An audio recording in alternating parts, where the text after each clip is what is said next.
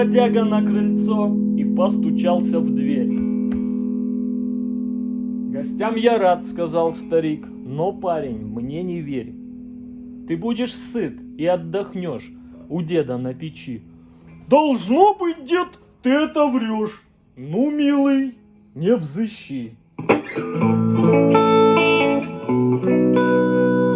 Бродяга сел на жесткий стул, 4-й день в пути. Ты, дед, со мной не шути, согрей и приюти.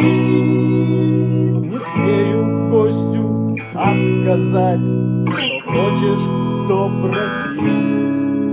А лучше в погреб полезай, картошки принеси. Я стар ходить тяжело, сказал он парню вслед.